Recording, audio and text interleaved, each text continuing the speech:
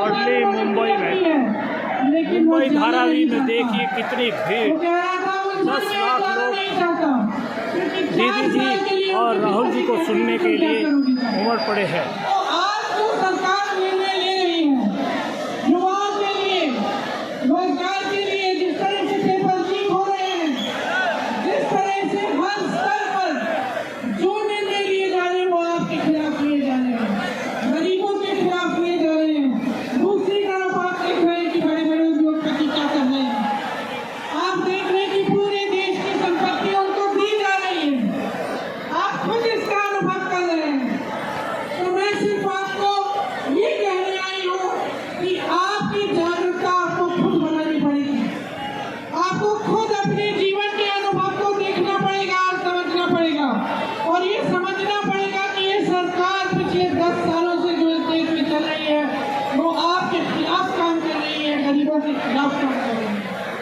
इसीलिए जो ये न्याय यात्रा है और जो भारत जोड़ो यात्रा है, ये आपके अधिकारों के पक्ष की यात्रा है। और मैं आप सबको धन्यवाद देना चाहती हूँ कि इतनी बड़ी तादाद में आप यहाँ आए हमारे स्वागत करने के लिए। और राहुल जी का धन्यवाद देना चाहती हूँ कि इतनी मेहनत वो इसलिए कर रहे हैं ताकि आप जागरूक बने, ताकि आप अपने अधिकारों को समझें और आप इस देश को ऐसे लोगों से बचाएं जो इस देश को बर्बाद करने लगे हैं। और इसीलिए यात्रा में हमने न्याय शब्द जोड़ दिया। अब पूरे हिंदुस्तान में गरीबों के साथ अन्याय हो रहा है, किसानों के साथ अन्याय हो रहा है, मजदूरों के साथ अन्याय हो रहा है। जहां भी हम देखें वही 2-3 नाम दिखाई देते हैं, अदानी अंबानी, अदानी अंबानी, अदानी अंबानी। ये धारावी जो है, ये जमीन आपकी है, आपकी मेहनत की जमीन है। अब ये जमीन वही दलाल लोग आपसे छीनने की कोशिश कर रहे हैं। और अदानी के पीछे देश का प्रधानमंत्री है। अदानी अकेला नहीं खड़ा है, अदानी के पीछे देश का प्रधानमंत्री खड़ा है, देश का प्रधानमंत्री खड़ा है। उसके पास ईडी, सीबीआई, इनकम टैक्स, चंदा मामा,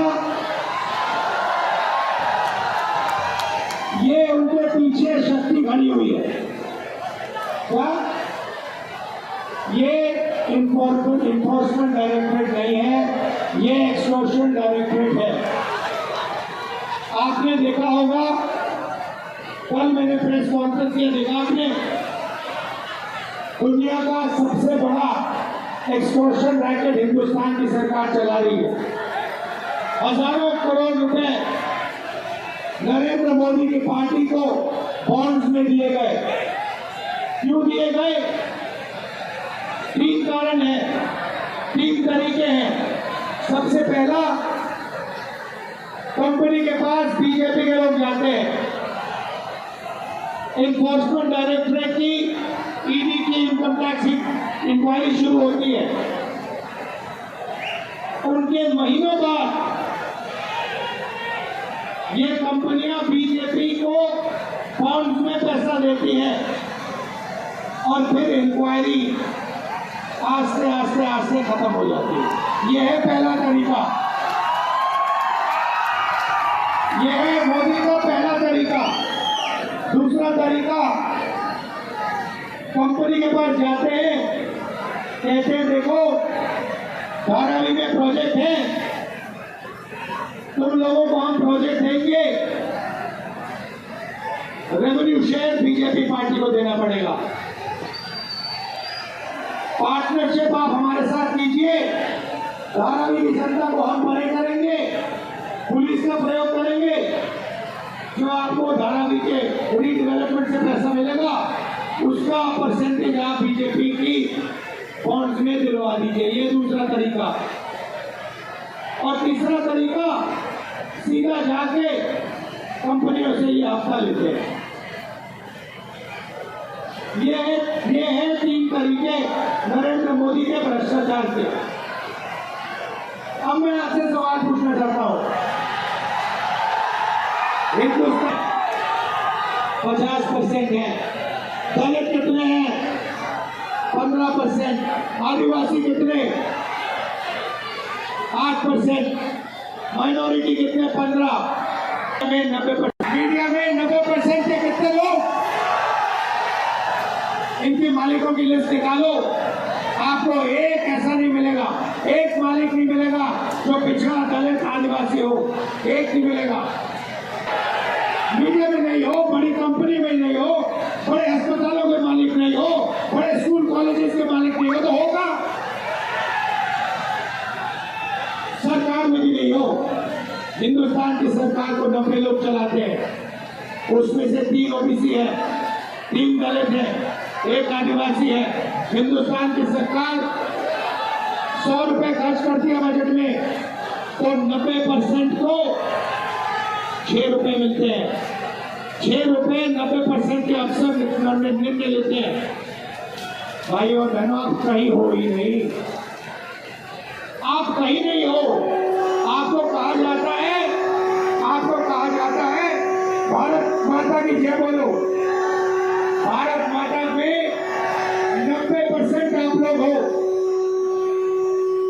90% आप लोग हो, मगर देश की भागीदारी में, देश के धन में आपकी कोई भागीदारी नहीं। आप मजदूरी करते हो या फिर आप बेरोजगार हो या फिर आप कॉन्ट्रैक्ट लेबर करते हो, मनरेगा का काम करते हो। ये भैया कहते हैं कि 2 तरीके के शहीद होंगे, एक को शहीद का दर्जा मिलेगा, दूसरे को शहीद का दर्जा नहीं मिलेगा। चाइना के सैनिक 5 साल ट्रेनिंग करेंगे, हमारा अग्निवीर 6 महीने ट्रेनिंग करेगा, और जब अग्निवीर शहीद होगा उसे ना पेंशन मिलेगी, ना उसे शहीद का दर्जा मिलेगा। 24 घंटे आपको लूटा जा रहा है और आप देखते जा रहे हो। मैनिफेस्टो में हमने क्रांतिकारी काम करना है। पहला काम जाति जनगणना, इससे सबकी गिनती हो जाएगी, सबको पता लग जाएगा किसकी कितनी आबादी। उसके बाद इकोनॉमिक सर्वे होगा, फाइनेंशियल सर्वे होगा, हिंदुस्तान की सब संस्थाओं का सर्वे होगा। सबको पता लग जाएगा हिंदुस्तान के धन में किसकी कितनी भागीदारी है। दूसरा कदम, 1 लाख रुपए हिंदुस्तान की हर गरीब महिला को हमारी सरकार देने जा रही है। ये 16 लाख करोड़ रुपए इन्होंने 20 लोगों 25 लोगों का कर्जा माफ किया है। ये हर रोज अरबपतियों को धन देते रहते हैं, बांटते रहते हैं। इसीलिए हम हिंदुस्तान की गरीब महिलाओं को 1 लाख रुपए साल का, 8,400 रुपए महीने का देने जा रहे हैं।